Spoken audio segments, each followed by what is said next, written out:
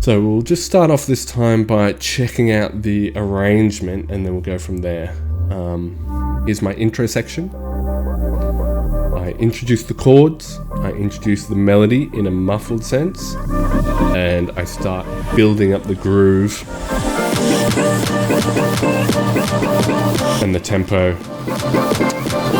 feeding the listener the essence of the song without having it fully dropped and full-blown happening, firing.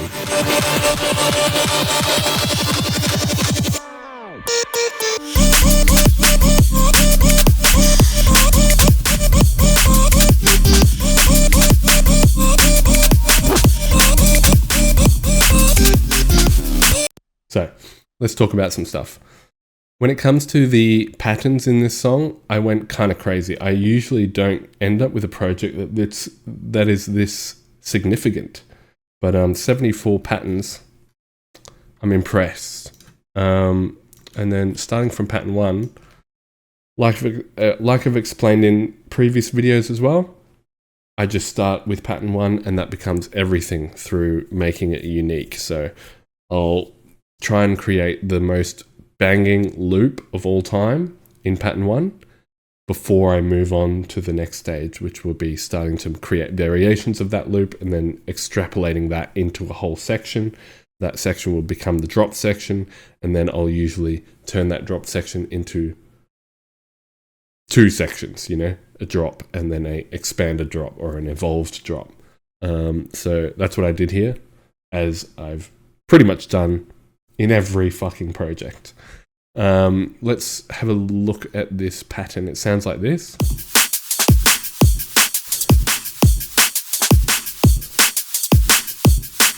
So a standard drum and bass groove there. And you will notice I don't actually have chords or bass going in this pattern this time. I don't always have everything in the one pattern like that, but early in the process I would have had my bass line in there and my chords in there. And then once I was happy with that kind of how it all sat together, then I decided to take out the chords and bass, put them on their own pattern, and then kind of write different sections for that independently from the beat. So the beat, when it comes to the beat variations, man, we have a lot in this one. Check it out. Pattern 2. Missing a kick on the 1, then we got pattern 3, 4 on the floor, pattern 4, kick drops out, check it out, pattern 5, 6, 7, 8, 9, 10, 11, 12, 13, 14, 15, 16, 17, 18, 19, 20, 22,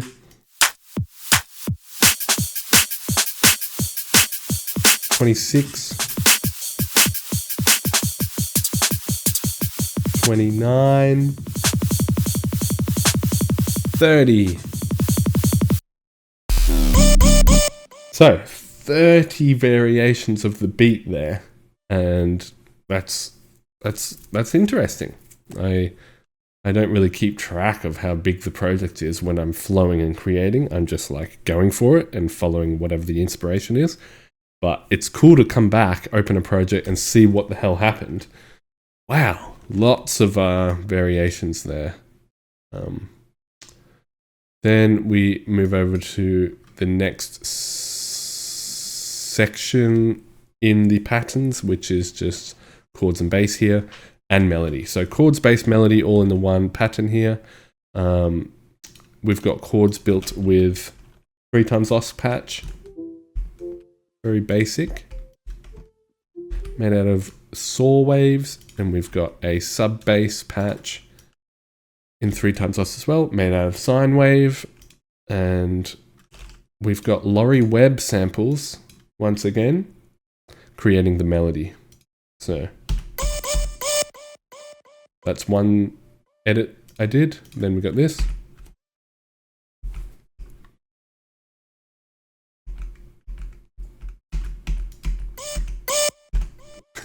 And we got this.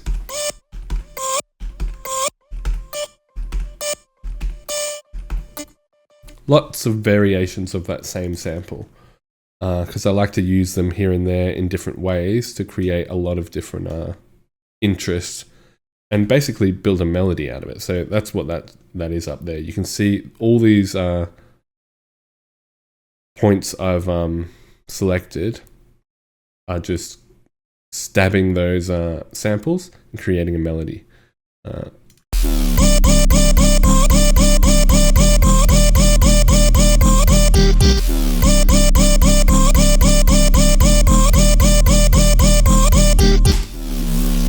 So you can hear my chord progression going off here, and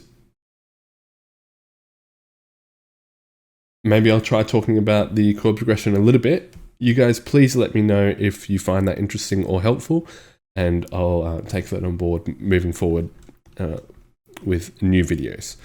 But basically, I think of this song, or I think of chord progressions in terms of having a root or a tonic or the key that they're in, and then I'll use the interval system or the degree system to think of my chord progression. So for example, this song is in the key of G, but my progression doesn't actually go to the tonic. I'm building off of the 4 of G, which is C. And then I've got the 6 of G, minor 6, which is E flat. So the way I think about this chord progression would be 4-6 progression. So this first bunch of notes there is 4, and then the second bunch of notes there, 6. So let's listen to that. 4, 6. Now, if I just go over to the drop here and I solo out some stuff for you.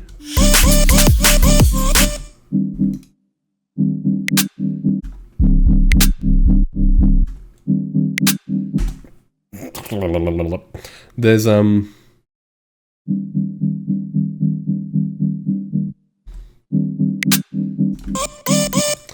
okay.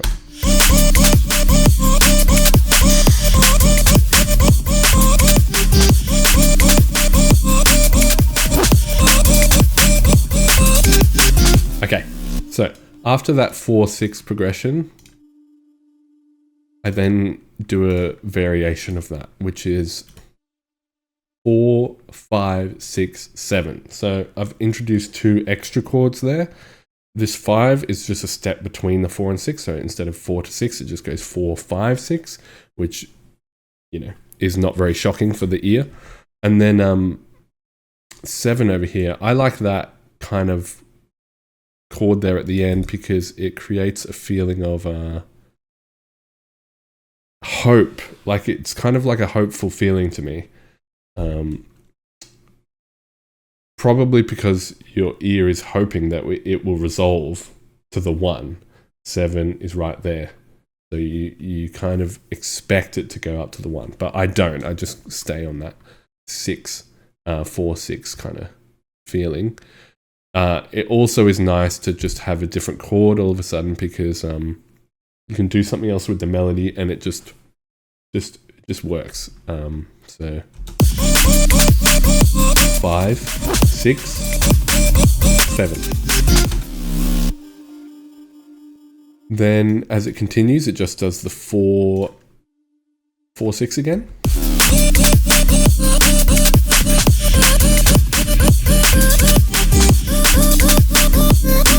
Then it does 4, 5, 4, 5, 6, and the 7 as well.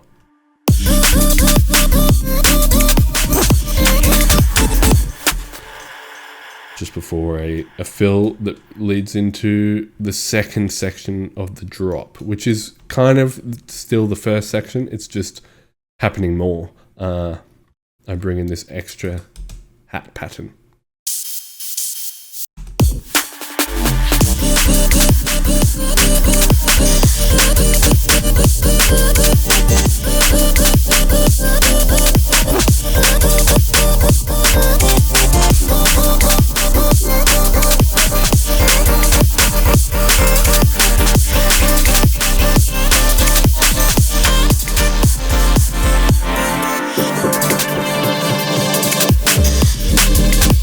So here when we enter the actual like second half of the drop,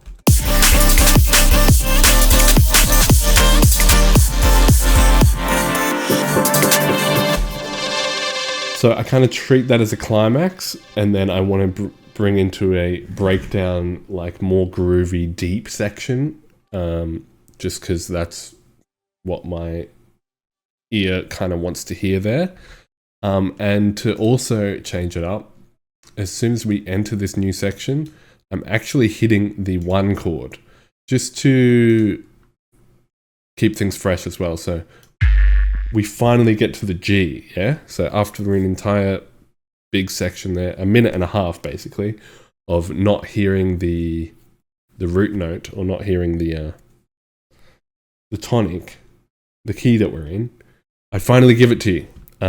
So that's something that just sounded nice to me. I thought it was time to go to G. So right here, G.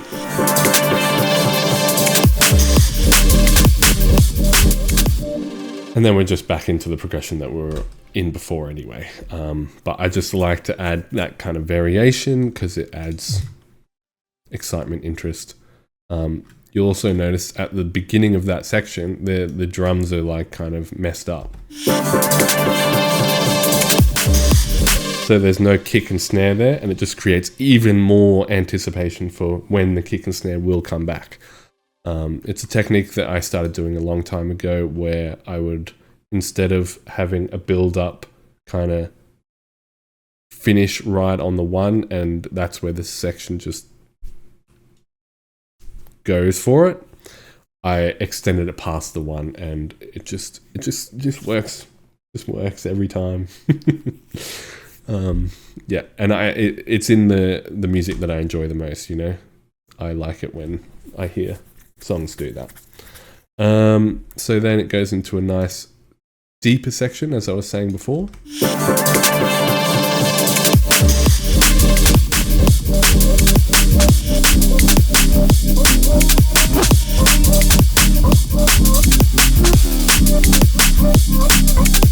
You can see I've used the grosbeak pattern here, an altered version of the sidechain pattern,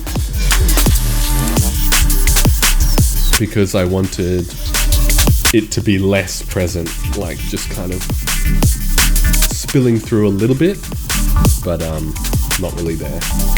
And that's what you heard. Now it's completely gone. It's going to come back now.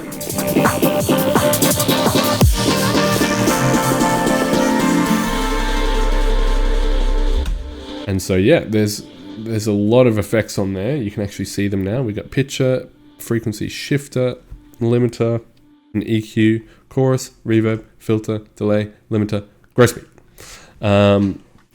There is a method to my madness. I do have a specific way I like to order effects, but I'll go into that in more detail in another video if you want me to. And then finally, when we get through all this,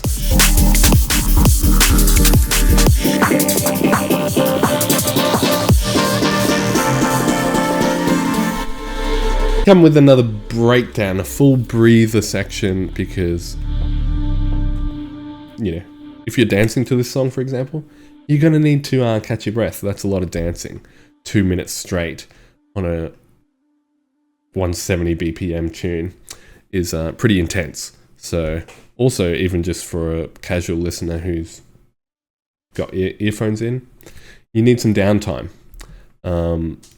Something else I've noticed is when you play live gigs and you play tunes, like often people kind of respond more to the build-ups and the breakdowns more than the drop. And I don't even think that's due to the drop not being enjoyable enough. I think it's to do with the dopamine and the anticipation. You know, there's something about a breakdown that makes you very excited about what's to come. It doesn't matter what the drop actually is. It's just the fact that something is coming, and that That seems to get to people. Also, you know, kick rolls or snare rolls and those very stereotypical build-ups. We've all heard them a million times, and we've all felt good listening to them before. So it probably triggers a bit of an anchored, associated, remembered feeling, nostalgic feeling. Yep. Nothing very exciting going on in this project apart from a lot of constructed ideas. But when it comes to the actual synths, I'm using 3x OSC here. Well, that's my sub bass patch. Sine waves. I'm using 3x OSC for the chords. What's this one?